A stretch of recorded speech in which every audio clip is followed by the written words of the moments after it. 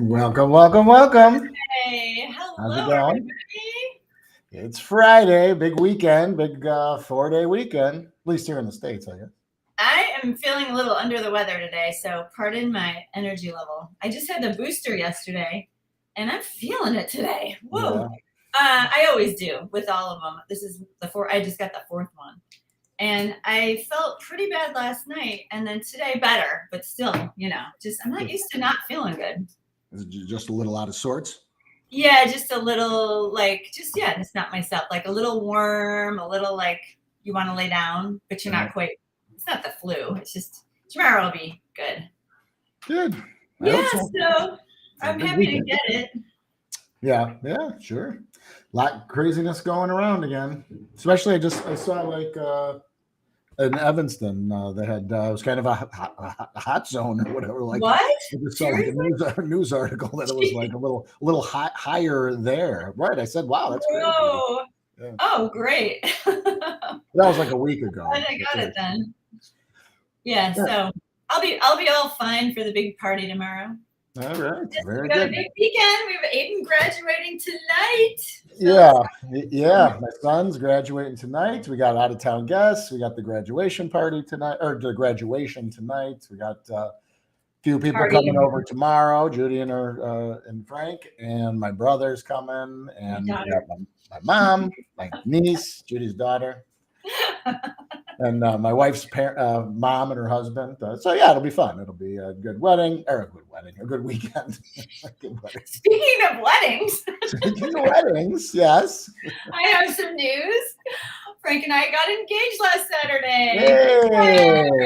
All right. Yes, congrats again. It was fun. It was kind of a surprise, kind of not a surprise. I knew something was up because everyone was acting a little bit strange, even you. I feel bad because in the video I turn around and I go, "You lied." I know. It sound that harsh. But I was asking my daughter, my friend, my brother. I was like, Frank's acting strange. What it was he really wanted me to go to the farmer's market on Saturday. And if you guys have been watching all of our videos, he goes bright and early. And I usually wake up later and just casually go, And he's like, "You're coming, right?" And he's just not a great actor. I was like, or liar, which is a good thing. And I was like, "Yeah, I'm going to get there eventually." He goes, "Oh, come on, let's spend the day together. Let's go at 8:30. I was like, let's go precisely at 8:30. On the nose. He kept trying to get me to commit to it, and I was like, "What is going on?" So I asked my brother, "What's going on?" And my daughter said, "I think something's up," because he's making sure I'm going to be there too. So I asked my brother. I was like, "Did Frank ask you to go to the farmer's market?" I was like, "Something's up at the farmer's market. Is he going to propose?" He's like, "I don't know. I don't know what you're talking about." I'm not driving all the way to the Evanston farmer's market from here. So I had an inkling, and then I was just like, before he left, the last, when I knew something was up is when I finally got out of bed at 8. He was ironing a shirt. I was like, "Well, if that's not a dead giveaway, I don't know what is." I said, "You're ironing your shirt for the farmer's market?" He goes, "Yeah, might as well just wear the nice shirt." Okay, what am I supposed to wear now? Hilarious. Which I did not doll up. I just wore my usual. Well, it was kind of loosely planned, because even when we got there, I'm like, "Where are we supposed to go?" And there's like the mushroom booth, and it's like, "But are we looking for something? Are we going to see them?" So whatever. We're just looking around. I'm like, "Oh, there's Frank," and I walked over. He's like, "Hey, how's it going?" And it's just like, "Jude's not here yet. She's on her way, I think." So great. Where should we stand? Where are we supposed to be? I wasn't even sure. Is this a surprise?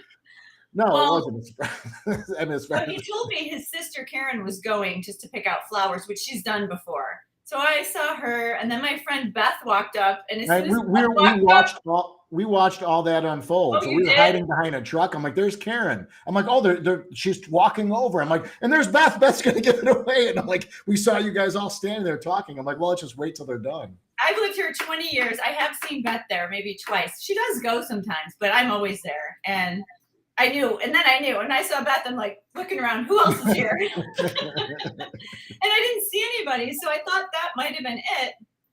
So I should post the video. It's so cute. Yeah, it is cute. It was really cute. Cute. For not knowing what was going to happen. And it was nice just because it was a surprise. So in the end, what was crazy, because we were all, then I saw Frank's kids and I saw his niece and Tanner, and they were all standing kind of on the side of that tent. So we're all kind of on the side of the mushroom tent, like one booth down. And then like we all have cameras. So I have like that whole thing, like you guys standing in line. I was like holding our cameras outside the tent. I didn't see yours. I'm going to see that. And then a bunch of people saw us doing that. And they're like, oh, what's going on? And now a little crowd is gathering. And then this lady and her husband and their baby, they're like, oh, this is so fun. This is so cute. She's like, we're going to go stand over there and watch it all happen. She's like, yeah, go ahead.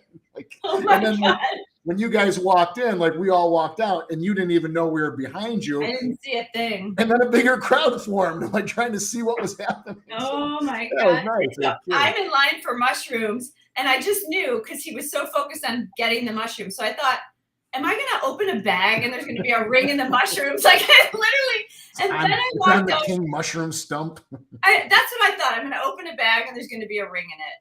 And then I got up there and we got up there, we were in line.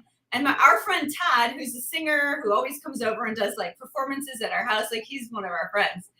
He plays guitar and sings. So Todd was acting strangest of all, because he just like, hey guys, you know. So we walk up and I'm like, hey Todd, and he's like, hello, would you like some mushrooms?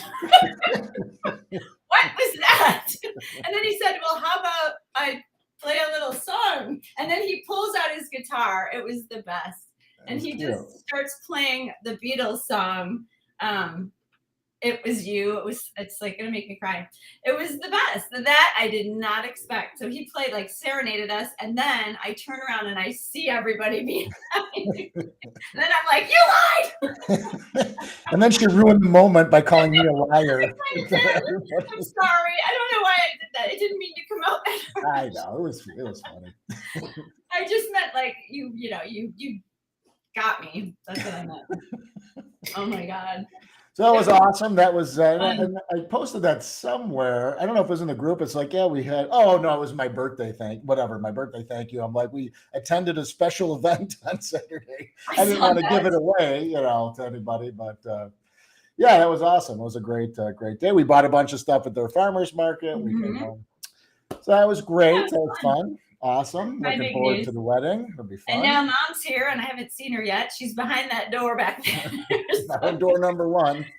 So yeah, we're gonna see her tomorrow for the party, and then she's gonna come back to my house, and she's gonna stay with us for a few days. So that'll be fun. And then we'll be at your house on Monday for the big barbecue. For a barbecue. Looking forward. Speaking of that, I do not know what I'm making yet. Just like me for tomorrow. I was gonna ask. We need to coordinate that. So I'm not sure if we're gonna order food or make it. Again, I have a household of people. I don't know. I made dinner last night. I posted or whatever that we made that the bolognese, which I love. Yeah. But again, I was cooking for 7, not 14, or whatever. Well, just let me know, because those beans. Those beans are great. I mean, I love baked beans. So good. I will never buy them again. My son, has been a picky eater his whole life. I mean, he would rather sit in front of a plate of food and starve as a kid than eat things he didn't want to eat. But the beans were one thing, was one good protein packed thing we could get him to eat. But my mother-in-law, who's here, made them, and she makes them she puts ketchup and mustard and some brown sugar. So she'd just take a can of beans and doctor them up. And season them up, yeah. So our whole lives, their last name's Butita at the time. And they used to call her Grandma Tita. So they always called them Grandma Tita sweet beans. So it's like, oh, make Grandma Tita sweet beans. Grandma Tita sweet beans. So when I was testing those out, he's like, man, those smell like Grandma Tita sweet beans. We should have called them Grandma Tita sweet beans. We called it Dad's potato. But yeah, they are good. And just the way she used to make them, I mean, just open up the can of beans or whatever. And you're right, they all have a lot of high fructose corn syrup, and all that nonsense. But just the way, I mean, it's like, man, just throw a little ketchup, a little mustard, you put a few things in them and they make them really good. But I don't think I've ever made baked beans myself. I've always just bought a can, in the process. Yeah. They do, and we'll get to it in a minute. They do take a while with the beans. You have to let them soak. You have to simmer them. You got to bake them. There's a process involved. But man, they are good. They are really good. All right, I got to the beans before we got to the meal. Well, because I want to make the beans. If you're not going to have barbecue, well, just let me know. I can, I have all weekend to prepare for Monday, but I might do, I could go for this whole meal plan again, but I don't know. We've had it a lot.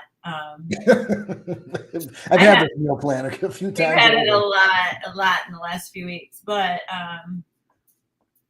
I don't know. Just we'll figure it out. I might make those carrot dogs now that I saw Mary post. I saw that. I could do a carrot dog bar. That sounds really good. Yeah. Well, we'll talk about it. We'll talk about it, but let's coordinate.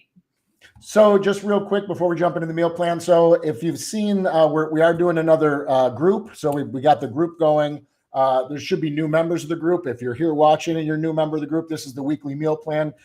This is the other plan, not the 28-day Kickstart. So every Friday we release new recipes for that meal plan. The new 2 meal plans. There was a post this morning by the SmartyPlants account, just kind of outlining the differences. I know when there's new people, it's always like, hey, is that in the plan, or is this in the Kickstart? Is that this plan? We always do that. So it will address the, hey, meal planners, hey, weekly meal planners, or hey, 28-day Kickstarters. When the 28-day Kickstart starts, every day there will be a post to that group. So keep an eye out for that. But yeah, these are plans for the other meal plan, for the weekly meal plan. But if you are interested in the 28-day plan, if you're here and you're not part of either of those, I should, let's see, I do have a thing. We have a 28-day group starting, which is basically, it's just the regular group, but everyone starts kind of at the same time. We encourage everyone to post photos and interact, ask questions as you go through. So it acts as kind of a support vessel for the group going through. It's just we've done them in the past. We did them all with summer last year. Every month we had one every 2 weeks. We took a break right after January to get the podcast going, and now we're going to slowly work our way back into doing some groups. There seems to be a lot of interest. I think we had like 40 new signups to the group yesterday, or between yesterday and today. So so there's a handful of new members and stuff. So when does that new group start? June 6th, Monday, June 6th. So they have time to prepare. So if you are part of that and you already reached out to me or you bought a Kickstart, let me know. I send out an email just kind of with the group instructions. The group isn't something built into the site. The 28-day plan is typically something you do on your own. So when we do the group, I do it a little bit differently, but I have to know you want to be part of that group. So you either have to reach out to me and let me know, and I'll put you on the list and send you the email kind of detailing the group and all that. But in the end, you don't have to do the group. I always tell people that the plan is designed to be done on your own, but everyone kind of just does it collectively together and goes through day after day. Everyone's eating the same stuff. And if there's questions, they come out and it helps. Well, I also like the support. Like every day I do the little post, and I feel like if you're doing it on your own, you're kind of really on your own. You're reading the daily lesson. And I've done plans like that in the past before where I'm really looking forward to that email, because the lesson, don't forget, like that's a kind of a big part of it. Because like I forget, people are hopefully reading the lessons and following along. And the group, I think for the support and just to know other people are doing it. Phil and I were just talking about this. Like we forget that this is such a big change for some people, because this is how we eat. This is how we've been eating for years. To us, it's just, there's no other way to eat. It's just like, and then I kind of had to, think about it like, oh yeah, this is such a big change for people. Like it's a big deal. We were saying, and I did want to kind of talk about this. It's just like they say having a baby there's never a good time. You can't really plan it. Like there's never a good time. And I've heard people say, well, it's the holidays. I'm going to put it off. I have a party. I have a wedding. There's always going to be something. You just have to like jump in and do it, because this is life. You can't go a month without a dinner or a party or an event or something happening, Yeah. So you just have to do it. Just jump in, commit, and get over that hump. Do the 28 days. And then you'll see that eventually it just, Phil, in 28 days, he dove in. He's like, I'm on board. And I couldn't believe it. We've talked about this a few times. Like, just to see how delicious the food can be, how it's doable, it's easy. It's not, takes an effort, but it's not hard, And it's like, it just, you just have to just start, and I think with the group, it's easier to feel like we're all starting together. We have a set time. Well, and that's it. Like, if when there's questions or things come up, hey, this is, and again, I did want to start after Memorial Day because it is hard. I mean, essentially, it would have had to start that day, and there's no way no, we're going to start that's day true. one on Memorial Day, or things like that. But Right. a few holidays did hit as we were doing the 4th of July. I literally started when I did this. I started on the 4th of July. It was my Independence Day. It was your Independence Day. So, but again, as you go through it, people offer recommendations. Hey, here's what I did. Here's what I'm going to do, to get by. Some people just put it on hold for the day, and that's fine. You do what you have to do. And if you're really not comfortable with something, no one's forcing anyone to do anything. But in the end, part of this is learning how to get through those things, those panic points. That I was experiencing. It's like, oh my God, my mother-in-law's wedding's coming up, and this holiday is coming up, and we're going to Michigan with you guys, with Frank and the family. There's a picture of me and Stevie D is like on a grill full of meat, and I'm just standing by the grill. It's like, holy cow! That's when you were still feeling that, Yeah, meat. Like, how am I going to do this? Look at all that meat. Now, how would you feel standing next to that? Yeah, well, now I'm a little disgusted, but yeah, it's a totally different mindset, and it's been years now, so it gets easier. But in the end, part of this is teaching you how to get through those things and what to do to plan and prepare. And I do want to say, we don't expect everybody. I mean, it would be great, but we don't expect everyone to go through the Kickstart and become like 100% plant-based. That's not what we're about. It would be great. We would love that, but we just want it to feel very open. So, you just add more plants to your life. Take some of these meals, add them to your life. It's always better, no matter what you can. I just don't want it to feel like, oh my gosh, I'm committing to a lifetime of no dairy or meat, because you aren't. It's all up to you. We're just teaching you how to add this to your life. And we feel the more you eat this way, the more you'll want to eat this way, especially if you read the lessons and you learn everything, just the more and more. And I think a lot of, even our meal planners, they're not 100% plant-based. They just, and especially their spouses or their families, like my family isn't 100%. We are, but you just add what you can. So that's how they're here.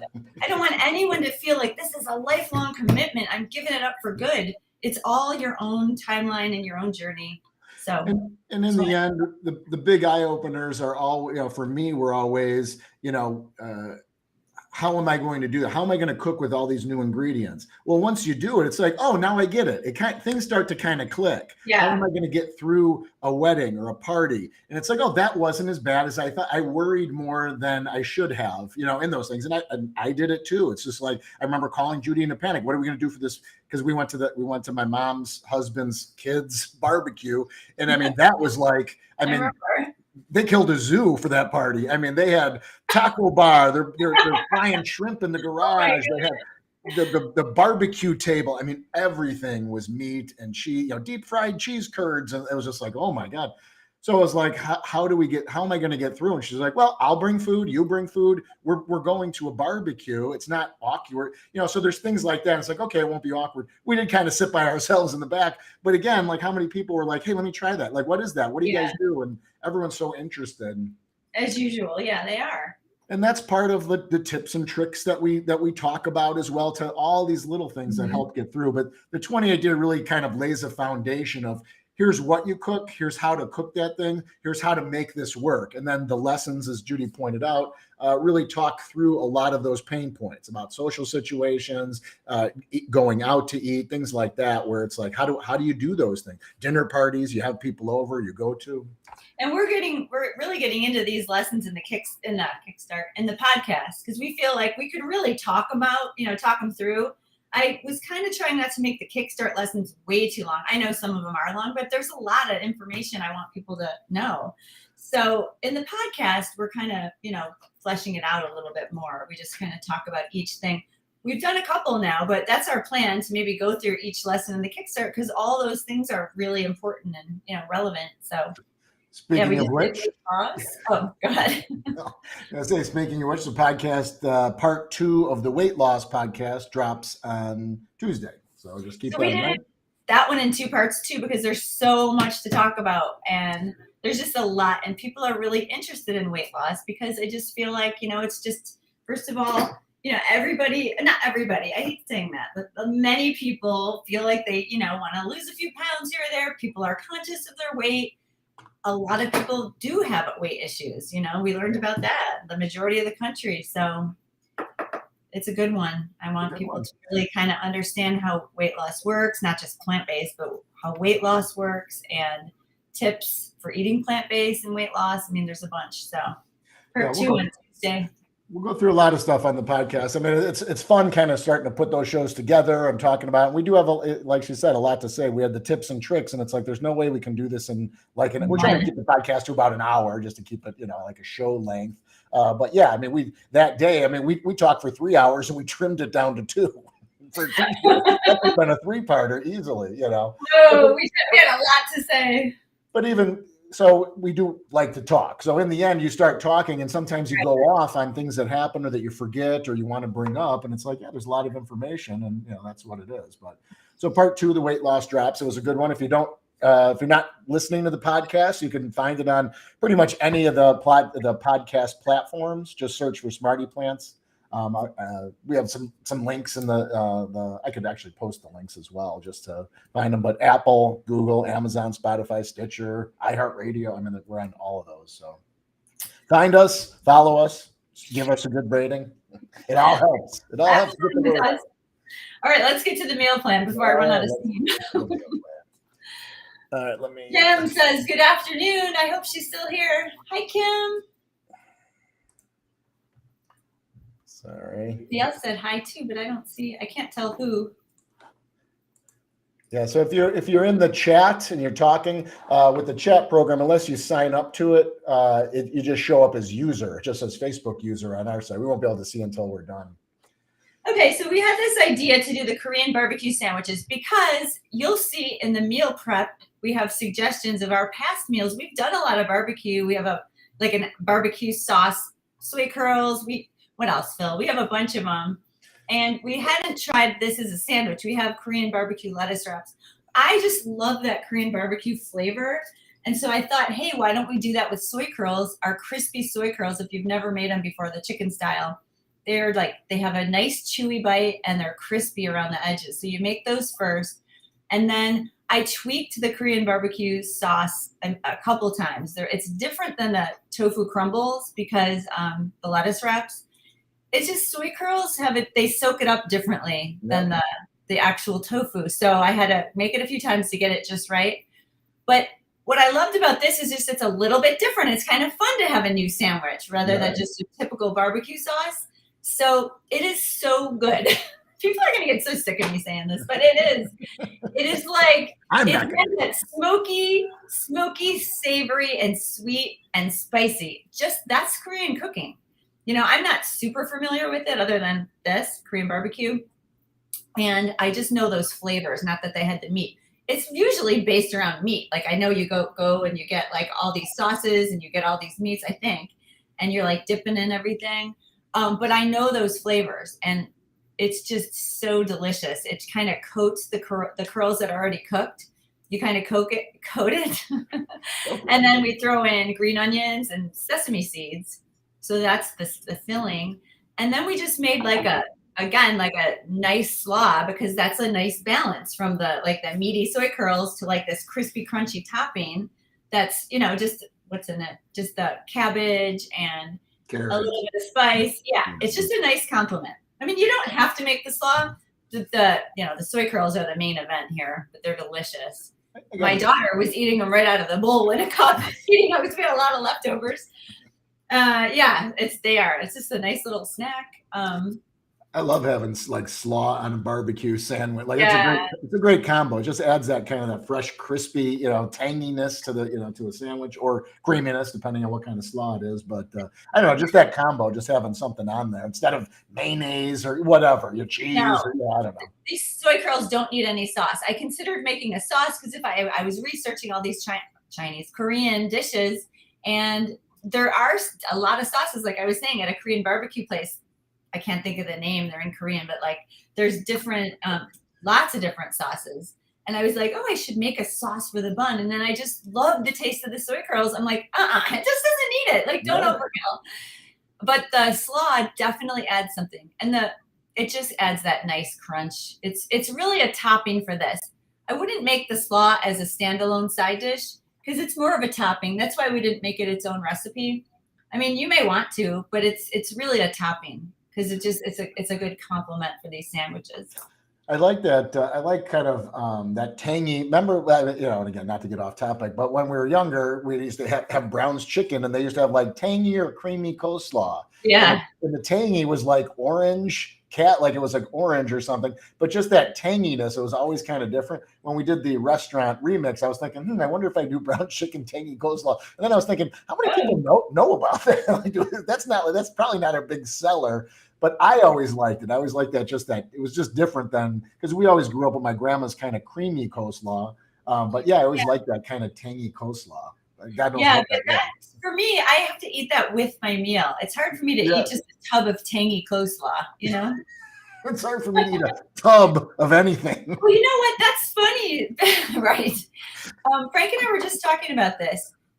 My daughter and Frank are both the type of eaters that will eat one thing at a time on their plate. Like I'm not saying that's wrong. We talked about this last week. I'm not saying it's wrong, but it is wrong. We like to mix. I like to bite of my sandwich, a bite of my slaw, a bite of my pickle. I like to have it all going on in my mouth at the same time.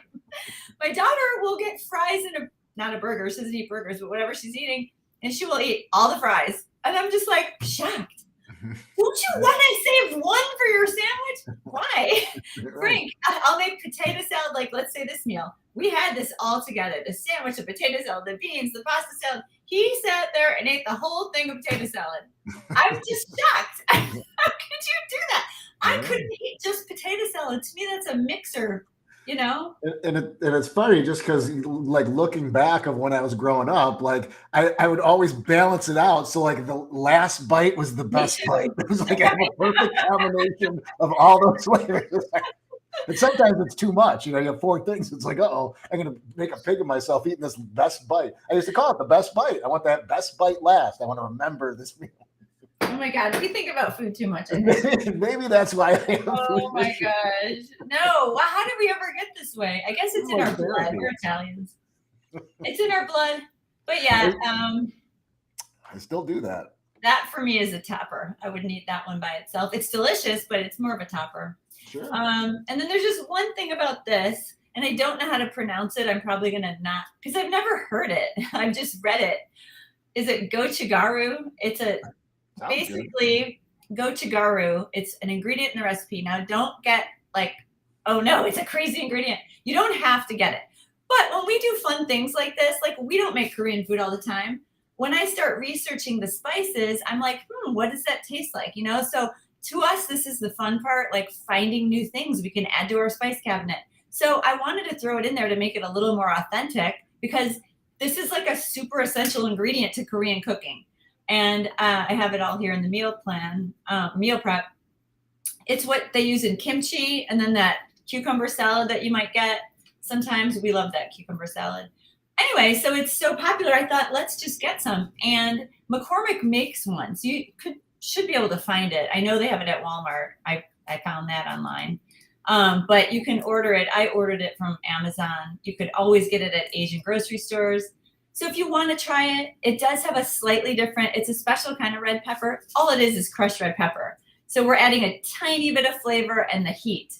And I don't even use that much in either of them. It's in the slaw and it's in the soy curls. But if you don't want to bother with it, then just use a little bit of crushed red pepper or don't use it. I mean, all it is chili pepper. So don't freak out when you see that word. Like, what is this? We're just doing it for fun. And in the end, I mean, part of what we're trying to teach everybody is to use new stuff, try new stuff. So what I do is when I have an ingredient like that I don't ever use, I start to use it more. It's like, I'm not going to let it go to waste. Right. So yeah, things like that. Then it's like, I'm throwing together a stir fry. Hey, I'll put a dash of this in there, and see, I want some heat. I'll use that instead of just regular crushed red pepper. Right. So it does kind of force me to use things. And I mean, this has happened like nutritional yeast. I remember originally, you gave me a bag of nutritional yeast, and I remember you're like, it's good. You could use it in so many things. And it was like I got home and I ate a spoonful of it. what do I do with this? And it's just like, Not like that. I do like it. I mean, I got to say, even from day one, it wasn't like, oh, this is terrible. But yeah, a mouthful of that stuff, and it turns to a thick paste in your mouth, and it's just like, it's a little dry. But, yeah, but I mean, anything, you want a mouthful of mayonnaise? Now. What's that? You don't want a mouthful of mayonnaise either. It's just like anything. That's true. No, thank you. No, thank you. But it does, I wouldn't say force me, but it does encourage me to try different things in different meals that I'm either if I'm creating meal plan stuff, sometimes I'm just throwing it together. So like I had made an Asian type of meal plan dish the other day, and I have leftovers, and it's just like, oh, I want to have some hot pepper on that. I'll throw that pepper on it and see how that tastes. And it's like, oh, that tastes really good. Next time I make this, I'll swap this out with the crushed red pepper and see how it tastes. So that's it. Sometimes it's a step through to a better tasting dish. And for me, it's just, I love learning about this stuff. I love different cultures. I love different foods. I love how different cultures can take the same idea, like let's just say ravioli or pierogi or dumplings. It's the same idea made so many different ways. Like, I love how things came about with different cultures and spices. And to me, that's really interesting. And I try to put a little bit of that into the recipes so people learn about it if they're interested in it, like I am. But yeah, like you said, it's just fun. When I started reading, oh, that's the spice in kimchi. I never made my own kimchi. Now that you're pickling everything, now that I love our sauerkraut, which is so easy, we are probably going to have a kimchi coming up. And if you don't know what that is, I wouldn't say I'm a kimchi lover. I've had it, but who knows if we make our own. Yeah. It's just fun to experiment. But I also want to give people, like, you don't have to use it because basically it's spice. So either leave it out or, use red pepper flakes.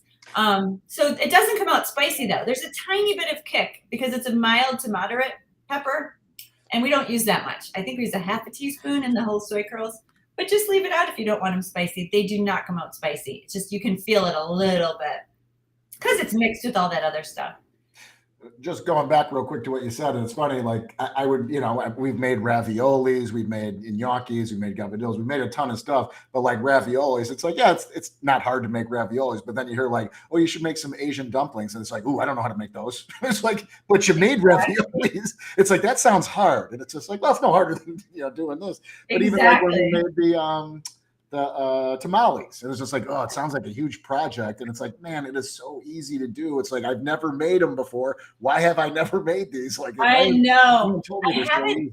I haven't seen any of the meal planners in the Facebook group say they made them. That was one I was excited about. So I'm hoping if you're out there listening, anybody made them, tell us, because I'm like, I need to make ours now.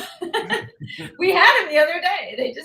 They weren't as good. They weren't as good. We had them at the farmer's market. They were good. They were good. They needed a little spice to them, I think. I don't know what it was. I feel like I just wanted ours. We tried them, but they are just so good, fresh, homemade. They are delicious. And then the one other thing about this, before we go, I have date syrup in there, and I like using date syrup because it's thicker for the soy curls sauce.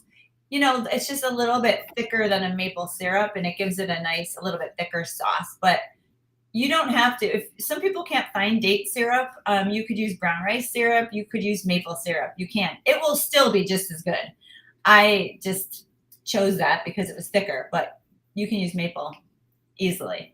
So yeah, I do like the date syrup because I do experiment with maple syrup a lot, and I know a lot of people use it, but I know a lot of people obviously everyone buys different maple syrup, but I know like my maple syrup doesn't have a huge, strong maple taste either. Yeah, so it works out perfectly because I don't get that blast of maple and everything either, just to get that sweetness. But I know other people are sensitive to it, or they can taste it more maybe, but that's why I like the date syrup. It just has kind of a rich, sweet taste. It's not like maple taste, And it's darker. I like that. I gave it a little bit of a darkness. Kim said, I really enjoy a mild kimchi, but it's hard to find. Yeah, mild kimchi, exactly. I know they have it at Whole Foods. That's real. I haven't seen it anywhere. Do you have it at Pete's? Yeah, they have. Well, they have like 3 different kinds at Pete's. So I was considering making that as the topper for this because I thought oh, that would be good. But then sometimes I think things would be good and it's like overkill. It's like, no, you don't want kimchi as your topper. It's not how it's intended to be, right? It's like a side. I don't know. I'm still learning.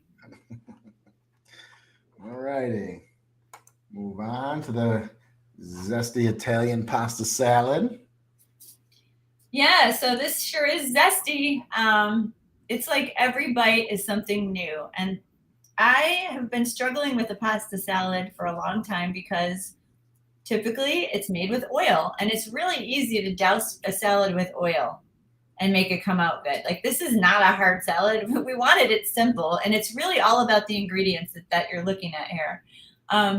We wanted it light, and we wanted it, to feel like it had the oily. We didn't want anything thick and heavy. We wanted it light. So what we did was added a lot of like zestier ingredients, so it has a lot of flavor. So the Kalamata olives, the fresh basil ribbons, the banana peppers. I'm just looking at it. I can't remember. Oh, arugula. See, all those flavors are the artichoke hearts. Like, right. All those flavors are big. Red onion. I mean, I guess everything in there. Except the tomatoes. And then we mix it with the white balsamic, which is so good. I'm so glad that's back into my life. I just haven't had it for so long. And you brought it back for something recently, so I had a bottle in my cupboard. But Mom used to always, I think she made every salad with that stuff. She's the one who got me hooked on that years ago. It's good. I mean, we used to use the dark balsamic for almost everything. For one, I mean, it like this, it just makes it look gray, and then you have that black and white. The pasta is like brown, like light brown, and then the balsamic's black. I don't know, just some dishes it doesn't look good, and it's very heavy. Where the white balsamic, it's got kind of it does have that sweetness to it with the balsamic vinegars, but it's just a little lighter than that than the dark. But it's really good. So the combination of all these tangy ingredients here, and then that sweet balsamic, and then we put our almond parm in for like that cheesy little bit of oiliness. And that to me is all you need. So the beauty of this pasta salads is you can make it your own. Just take all the ingredients. If you want to try ours, take all the ingredients and then like zhuzh it up yourself, because I like mine with lots of vinegar. I just do. I like it really tart because I have like a very strong palate. I like strong flavors. But I also like it doused with the almond parm. So I like to put it on my bowl. So just play around with it. Obviously, if you don't like banana peppers, leave them out. If you don't like arugula. But if you're open to all these things, try it this way, because the balance of all those tangy ingredients with the sweet balsamic, it keeps it really light. And I feel like I love it. I don't think it needs any oil, not that we would add it, but I think that almond parm does the trick for that missing oil that I've had my whole plant-based existence. What's great about a dish like this is if you are going to a barbecue or something and you're unsure what you're going to eat, this will double as a meal. Like, I would eat this as a meal myself. It has pasta, it has vegetable. I mean, it has everything you need, where you don't have to feel like, I mean, I wouldn't eat a meal of baked beans. I wouldn't eat a meal of potato salad, but I would eat a plate of this and call it lunch if I had to in a pinch. But there's a lot going on. I mean, I do like a lot of those things kind of combined, but I'm a big fan of the bold flavors as well, especially like the Kalamata olives and the peppercini, where it's adding like a really big bite to that. And remember, you're not getting the oil. Like, that's the key thing. You're avoiding the oil. That's a big bowl of vegetables and rice. I mean, I like the brown rice pasta with this because that brown rice rotini is really nice. This is a bowl of vegetables and rice. And so remember that. You're not getting like the oil and the cheese and maybe the little bits of meat people put in, or the creaminess. You're not getting any of that. So you have to keep that in mind. I think this is really, really great flavors in this, but it's not an oily pasta salad. I think the combo of the balsamic and the almond parm is really, really good. So make it your own though. Add more if you want. If you need more flavor, play around with it. Or how many times are you at like a backyard barbecue or whatever, and it's like, I wonder how long that mayonnaise-based pasta salad's been sitting out. Oh, yes, exactly. Even the potato salad, pasta salad, all those mayonnaise-based things. It's just like, ooh, geez. Well, Kim said, I had the same thoughts you have, Phil. We have a family corn roast, and we need to bring our own dish. Family corn roast, does that sound good? Kim, wish you could pop on here. I want to hear about that. Family corn roast. Yum. I love corn. Oh, I'm going to make corn. I want corn. Should I make corn for Memorial Day? Sure. How do you roast the corn, Kim? Here's how I roast the corn.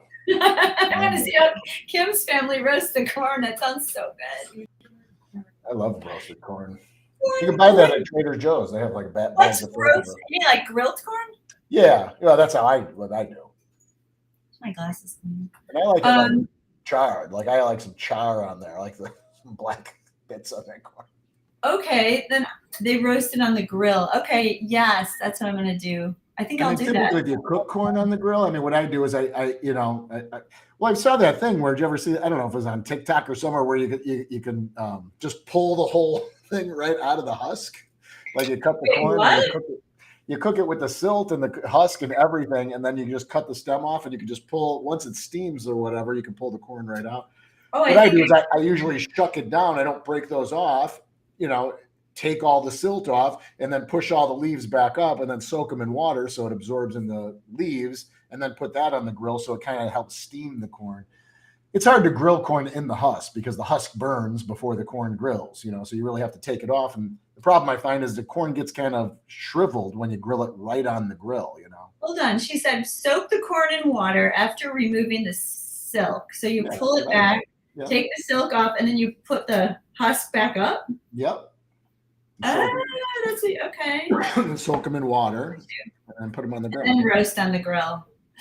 Oh, okay. I'm definitely making corn. Now I have a big taste for corn. Corn and beans. I don't know what else I'm making. I'm making corn and I'm making a double batch of beans. Double batch? Well, we have a lot of people coming. Yeah, that's true. That's all I know so far is corn and beans. Corn and beans. That's all we need to know. Well, we'll talk about it. We'll bring some stuff. Oh, anything else for this? Let's think. I guess that's it. There's really nothing to make ahead. I mean, it's so simple. And you can't, if you like other things, you can, and I think you put this in the notes, make this your own. You could put shaved carrot in there. You could put green pepper in there if you want. You could put I was going to originally do it with roasted red pepper. And it's like, well, it's kind of another process of roasting the red pepper. You can get it in a can. But still, it's just like, I don't know, there's a lot going on, but you can interchange these vegetables and make it how you want. You could throw corn in there. You could throw a handful of corn in there too. That's what I love about the pasta salads. You can do whatever you want. Yeah. You could make the almond parm ahead of time.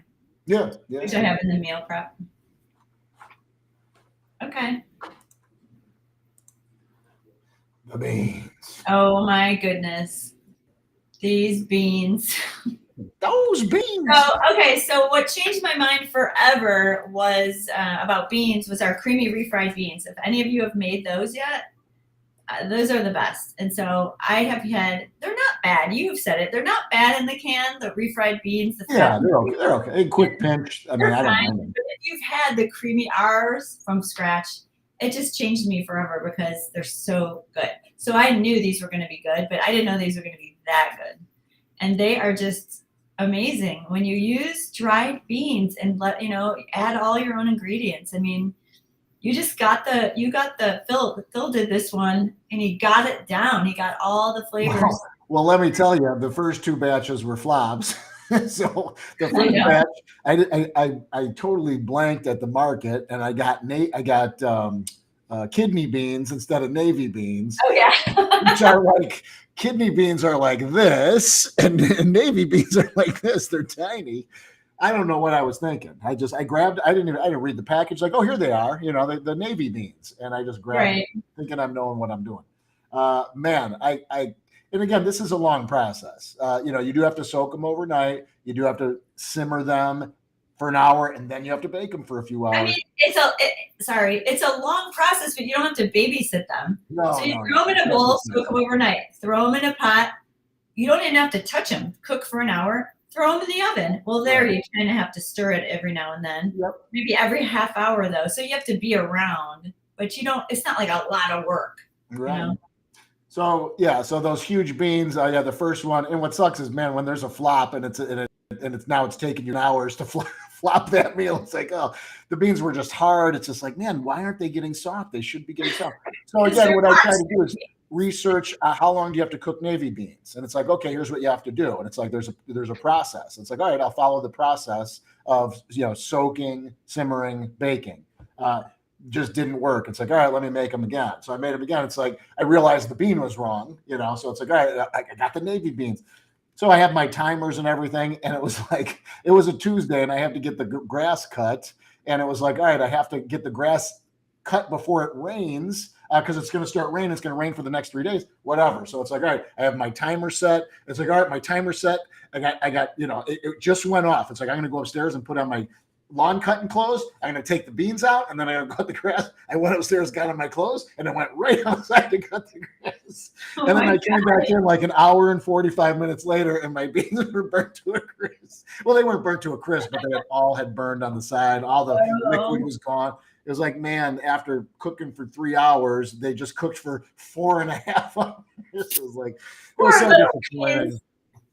So that's where it gets a little tricky when you're trying to make these things. Like, all right, back to the drawing board. Start soaking the beans.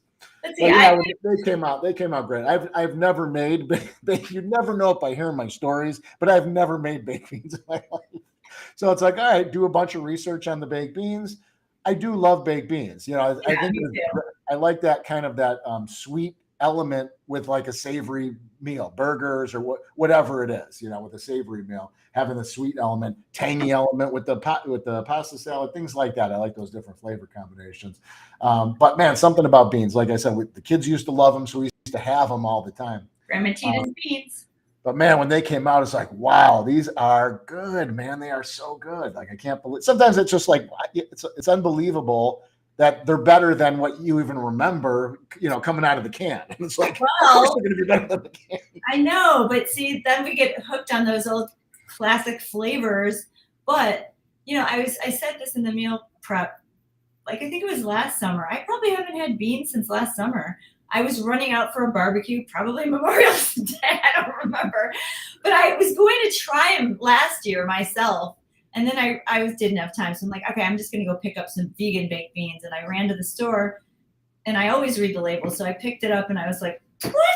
And I really didn't have the heart to do it or feed it to my family. I was like, no. They were like vegan, but they were high fructose corn syrup and like this many ingredients. Now I know you probably can find them not that terrible, but this just happened to be pretty bad. And I couldn't do it. I was like, no, I don't want that type of food. This is the opposite of what we're trying to do here. I'm just trying to cut a quick corner.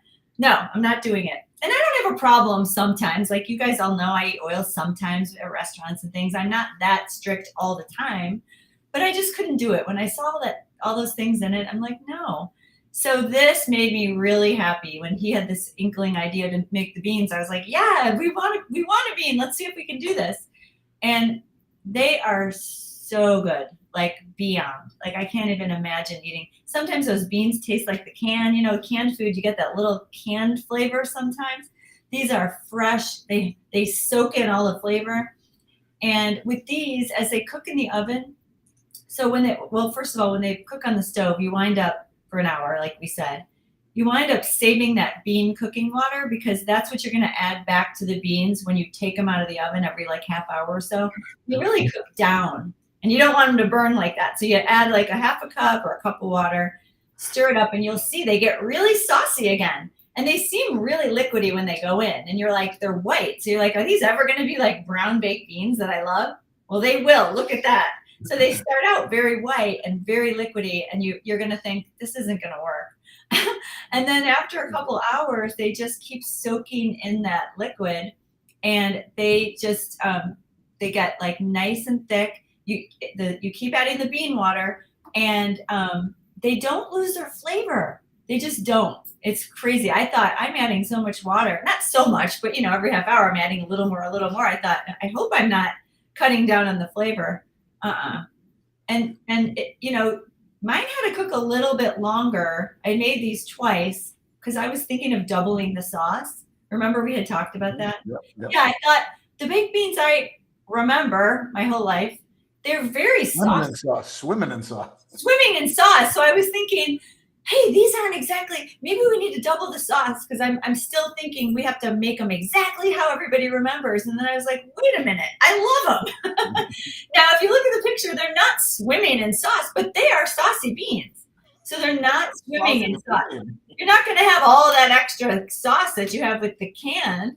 So I just thought, take a minute. It's okay. People don't need all that sauce. I mean, I was planning on doubling the sauce, but I didn't, because then even the next day when I took them out of the fridge, they were so good that I was like, okay. And I didn't really change anything. No, I didn't change a thing. They were so good. Just remember, so there's a soaking process. You don't want to save the soak water. You want to save after you simmer them on the stove, save that water, not the soaking water. So just the cooking water. Yeah, I mean, what's nice about these is if you have enough of that water reserved, you can make them a little saucier if you want. I mean, if you add too much, it is going to thin out the taste a little bit, but you can add an extra half a cup or a quarter cup to make them a little saucier if you want, once they're cooking. And you can leave them in, and again, beans are beans. You have to kind of try them to see where they are. I think we put cook 2 to 3 hours. So it might be somewhere in the middle. It might be closer to the 3. It might be closer to the 2. Where you like that consistency with the beans, you can cook them a little longer. The longer they cook, the more of that liquid's going to absorb, the less saucy they'll be, and you have to add a little bit more liquid to them. But I like them softer. So that's why I cooked mine longer, because I like them soft. I don't like them to be firm. I just like them to melt in your mouth. But sure. So I think mine were closer to 3 hours. That's why we say 2 to 3 hours, which I know is a big difference, but oven temps vary and it depends on how you like them. In 2 hours, they're definitely edible. They just might be a little firmer. You might need another hour or so to get them soft. And I do know, and I've heard both kind of sides. It's like, I don't like beans mushy. And it's just like, well, they're not mushy. They're soft. And it's like, I like a little bite to them. I personally like them softer as well. Me too. But when we had them with a little bit of bite, I don't mind them that way. But I know everyone was like, let's leave them in for another half hour or so. Because we were trying them as we go. It's like, how do you like these? And it's like, not quite. I'm like, I don't mind them like this. And it's like, nah, keep them in. So you can make some adjustments here based on your taste, which is nice. I like having that option, because I know what's the worst is here's how you cook them exactly, and then someone comes out and says I like mine a little softer. I like mine a little hard, a little harder than you have here. So you can make adjustments. Yeah, for sure. Hey, Kim just said, would it work in a slow cooker over the oven? That's a really good point. Just thinking this summer, not using the oven to heat up the house. I hear you. Originally, I was going to do them in the slow cooker, and I just don't. What we're trying to do is make sure we kind of cater to as many people as we can. So, and I know we have some slow cooker stuff, or we have some Instant Pot stuff. I was going to do in the Instant Pot. Well, I guess the slow cooker Instant Pot. I think I will try that maybe for Memorial Day, but that's we have a big party. If you're making it for Memorial Day. Yeah, I love that idea, because I do have a slow cooker, and I'd love to just get them. I would say, boil them first for the hour. Wouldn't you, Phil, on the stove, and then put them all in the slow cooker, or no? I don't know if you'd need to be honest. I'm not sure. I'd hate to say one way or the other and be like, he told me these beans are ruined. I would research that first. Try it. Yeah. See if other people made them that way, because I don't even know how long it would take in the slow cooker. Now if you're not simmering them, you're adding on to the time. Yeah, I'm just not sure. That's why I would think to simmer them first and then put them in, just to speed things up. Because it's not the Instant Pot, remember. You can go from dried to beans in 30 minutes in the Instant Pot. But that's a slow cooker. So I don't know, would it be 6 hours? I have to research how long it takes to cook dried beans. But I say, definitely, it's doable. I don't think you need the oven.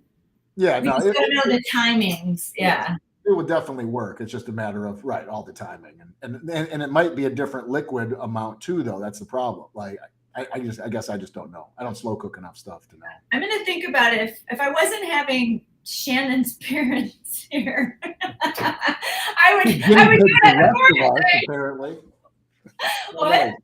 I said you're getting pig meals with the rest of us. I would, for sure, with you guys, but. Mm-hmm. If they don't turn out, then I'll be in trouble. Yeah, I'm gonna. Should I try it? I don't know. I got to think about that. I will definitely try it this summer, but I don't know if I'll try it for Memorial Day. If you do it, Kim, let us know. Why don't you try it on Saturday and let us know early Sunday? If you try it anytime before Monday, let me know, because then I'll do it. No, just kidding. No pressure. No pressure, but Sunday morning at the latest. I'd like your exact notes typed out in a DM. People are coming at 3, so. Give me a little heads up, okay, Kim? All right. All right. Anything else on the beans? That's enough beans, I think. Then we got Dad's potato salad. Kim's laughing. So yeah, this was something my dad was. My dad wasn't. He cooked, but my mom cooked 90% of the time. I'd say most of the stuff he cooked that stuff that we didn't like that he would make for himself, and then he would like things like we'd make gavadils or stuff like that where he would cook. But the potato salad, I don't know if Mom ever even made potato salad. I think Dad made it. I don't even know if Mom ever ate Dad's potato salad. She's not a potato salad fan. But yeah, he would. He would fry a pound of bacon and cook a dozen eggs, and make 20 potato. He would make jar of mayonnaise. Yeah, well, that's what it was. It was probably 1,000 calories a bite. At that point. Wow. Arteries are clogging just thinking about them. But it was good. And he would make it like people would say, like, "Hey, Frank, you gonna bring potato salad? Your potato salad." So it was good. And yeah, we haven't had it in years. And I've made it a few times. And yeah, everyone loves it. It is good. Everyone loves bacon and eggs and mayonnaise, like all that stuff. But in the end, it's like, yeah, can we recreate something similar to what Dad used to make? And I think we came close. I think we did really well. Oh my gosh. Well, the mayo. So the mayo has been another thorn in my side for years, and I just love mayonnaise. I was always a mayonnaise eater, and if you can't, I made thousands of them since I've been eating this way, and I haven't been able to find one that I like as much. Like I feel like I just said this last week, but when I first started eating this way, I'd eat just mayo on a lot of things because I still wanted that mayo, and it was like a vegan mayo, and that's really tasty. That tastes to me just like mayo, And so it's like I need a mayo a plant-based mayo without oil to taste like that, or I'm not going to put it in our recipes. I just won't make it. I won't make anything with mayo then. Then we started using like cashew cream to give things a creaminess, which definitely works. But this really, really works. This was finally the mayo that made Dad's potato salad taste like Dad's potato salad. It just came together. It was like, now what else can we use this mayo for? Yeah, it's good. I remember being a fan of Dad's. I'm not a potato at other people's barbecues, and potato salad's all over the board. People put a lot of crazy stuff in potato salad in the end, but I do like having that potato salad. Again, it's kind of that savory element as opposed to like the sweet and tangy, or the tangy pasta salad, or the sweet beans, or things like that, where this is kind of like a neutral, or a savory. Yeah. But I do like to have it. I don't, go out of my way to have potato salad, but geez, when you have a barbecue, just again, all those, it's a lot of memories. It's like, yeah, at barbecues and things like that, there's always potato salad at someone's barbecue. But it goes back to that, there's also like German potato salad, which I never like. I was never a big fan of that. But how long has this been sitting out? It's like, how long has this been here? Who made this and where's it been? Has it been in someone's car? So there was always that. Even yesterday, I had some left over from last week. I guess I made it whenever it was, the end of the weekend or whatever we made it. But yeah, then I had it out. It was out for a while, and it was like, that potato salad's been sitting out for an hour. I'm like, it's fine. It's okay. There's nothing in there that's going to go bad in an hour. It's sitting on the counter or whatever. But right, in 1 hour. In the end, it came out good. I was super happy with the way the potato salad came out. But that Himalayan black salt, again, just like the egg salad last week, this is similar to that. That has that eggy flavor. And actually, I ran out. I need more. After all I was saying last week, I was looking at it, and I ran out. So I need to order more. I think I can go to the Spice House and get that. I'll look. but I'm not sure exactly where that's sold everywhere, but it's definitely worth getting, especially for things like this. If you love egg salad, if you love potato salad like this, that gives it that eggy flavor, and it'll last forever. So I'm gonna either go to the Spice House. Yeah, I'll check there first, but I get like a big bag. I can even bring you some, and it just lasts forever, and it's so delicious. It just gives it that eggy flavor. So for us, this potato salad tastes like our dad's potato salad because of that eggy flavor, because there's no eggs in it, obviously, but it gives it that egg flavor. And then we just use like a little turmeric just to give it that color. You can't even taste it. And then no bacon. We thought about, because we said, like Phil said, our dad used to put a pound of bacon, made it real crispy, and it was all crushed up in there. So we thought about doing our coconut bacon, but it's too coconutty. Like, we didn't want coconut potato salad. Like, that works for some things. I can't think of anything we use it over right at this moment. Well, it's in that baked potato soup, the loaded potato. Oh yeah, yeah. So that's a more of a topper. topper. Yeah, right. In the end, when you start mixing that in, it starts to get soggy, and it loses kind of the appeal of being bacon. You know. Yeah, so it wouldn't work and mixed in. we were trying some rice paper bacon. We tried like 4 recipes of that. The problem with that, I got to say, that's good. Like, I'm still going to play around with that. My daughter was here. We're trying different stuff. We're laying it out and doing it. We can do it. It was fun, but in the end, sometimes it has way too much spice on it, and sometimes it's way too thin, and it's almost like eating.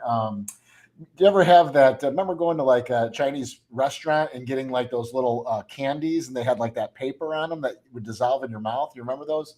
No. Oh yeah, I think so. It was like they come in like little boxes, and I can't remember. Is it I think it's apricot candy. I can't remember, but yeah, it has like a wispy paper. And I'm like, man, this reminds me of that paper. It's like so thin, and it just kind of dissolves in your mouth. It's just like, I don't know. That's not the bacon that I'm looking for. That crispy. But we'll play around with it, because if we can nail that. I made it last year. You don't remember, but I made it for Easter. We had a brunch, I think, and I don't know. I thought it came out okay, but I definitely remember it wasn't perfect, because it was like, just like you said, some of it was just too mushy. Some of it was crisp. We have to figure out how to do it, because if we could get that down and then crumble it up for this, that would be so good. I had seen some recipes for like that banana peel bacon, which I don't know. It sounds so weird, but I hate to say like, it's not going to taste good. I tried like an eggplant. Was it eggplant? Yeah, I think it was eggplant bacon and something else too. I don't know. Just not. Oh, that daikon radish. I tried that as well. Just nothing. And again, I see people make it. It's like, wow, that looks really good. And then you try and make it. It's like, man, this is just not good. Like that's what stinks about other people's recipes when you try them. It's like, you see all these people, hey, it's delicious, it's perfect, it's just like bacon, and you make it. It's just like, this isn't like bacon. This is nothing like bacon. Like, I don't know. It doesn't satisfy what you're looking for. And it's like, we want it crispy. I know.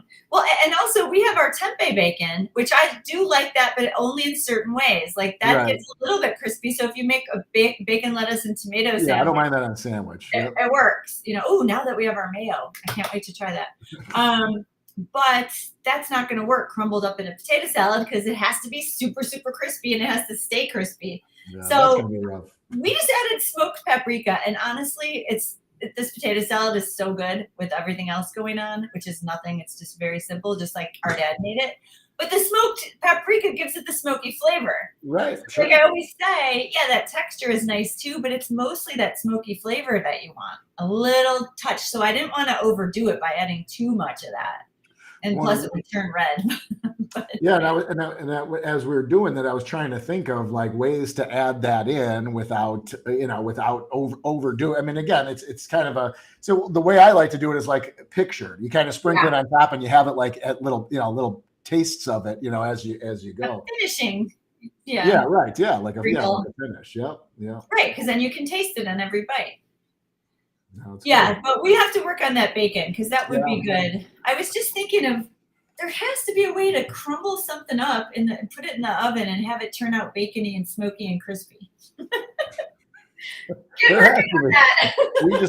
We just have to figure it out. Yeah, we just have to figure it out. That's all. Trial after trial. That's what we do all week.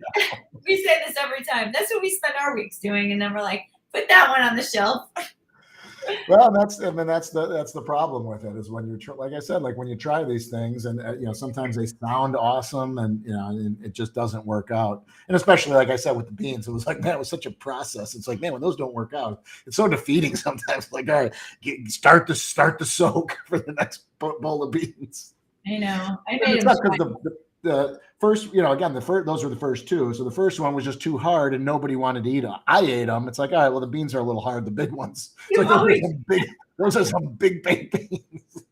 I ate them. Always eat the leftovers. They wouldn't eat them. And again, I'm not going to eat 6 portions of beans. I had them twice. That's like, all right, the second one. And as I was going, I'm like, these are going to be perfect. They're awesome. And it's just like, I burnt the beans. Shane's like, oh, how'd the beans come out? I'm like, don't ask. It's like, she's like, oh, I thought they were going to be perfect. Oh my God, I burnt the beans. So real quick, so just with this, if you're a meal planner, you got the email today, always check that email. We added some suggestions of other barbecue stuff. We have a mushroom provolone burger. There's barbecue beer curl sandwich with coleslaw, Italian sausage with peppers, Maxwell Street Polish. It's like all the Chicago stuff. Italian sausage, Maxwell Street, Chicago style carrot dogs. Carrot dogs. The beer brats, Texas barbecue. So there's a lot. I was just kind of scanning. I was going to add sides and appetizers. It's like I'm just going to add a couple of mains. There's a lot of sides. There's that I saw, like that smoky chipotle potato salad. That is a great potato salad. Oh yeah, and the dilly potato salad. The dilly potato salad. There's mac and cheese. The chipotle mac and cheese. So there's a lot of different sides you can also bring to barbecues, which are great. I just didn't want to overwhelm. But there are other ideas on there. Just search through the site. You'll find a lot of great ideas on there too. All right. So I'm looking forward to this weekend. Should be fun. We're going to start getting ready to go to the graduation. Graduation tonight. Yeah, it'll be fun. And tomorrow and Sunday. Oh, I was going to say, well, yeah, I already talked about that. I was going to say Sunday we're taking them out for dinner or whatever. I think I talked about it on my check-in. So my son wanted to go to a steakhouse. So I'm just like, we're going to be eating sides. It's like, all right. And I didn't want to be like, no, we're not going to a steakhouse just because I don't eat it. Right. It's your graduation. It's like, where do you want to go? It's just like steakhouse. It's like, all right, steakhouse. Wait. So my wife and he's not partial. Like, he's not like, hey, we have to go to Gibson's or wherever. I don't know. Yeah. So my wife just looked it up and she found a steakhouse that has a vegan steak. And it's like, all right, they have that. And they have one other main, which is like spaghetti squash primavera or something. So it's like, all right, we have 2 options. Maybe we'll get them both and try them both. And maybe we'll get the steak or whatever. But it's nice to see that there's options. It's like, all right, cool. Yeah. We're going to go here. And he's like, great, we'll go there. He doesn't care. He just That's so cool. Yeah. So that'll be fun. So because things like that, I know, and again, I guess I don't know. I haven't been to Gibson's, but there's going to be places where there's no options. And it's just like, we'll bring a dressing in, we'll get the potato, we'll get a steamed vegetable, but it's not the bill. Exactly. $500 for 7 people. You're only eating $80 steaks. Yeah. Right. Yeah. I hear you. Asparagus and potatoes. Right. Yeah. Right. So anyway, it'll be a fun weekend. We got a lot going on, and like we said earlier, my mom's in town. She's going to Jude's for a few days. She'll be back here for a few days. We got some other things planned. Maybe we'll do a video on Memorial Day. I know we always say that, and then we get so caught up in the day that we forget. Yeah. Well, we'll see. We'll try. We'll try. We'll see if we can.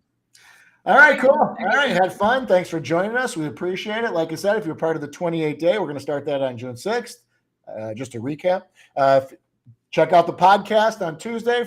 Subscribe, follow, give us a like, give us a rating. We'd appreciate it. Podcast would be great. We really need some help. We need to boost up our subscribers. We're working on that. All right, everybody, be safe. Had a fun weekend and eat some great plant food. We'll talk to you guys soon. Can't wait for them to say the salad. No, just kidding. I'm seriously kidding. All right, we'll see you.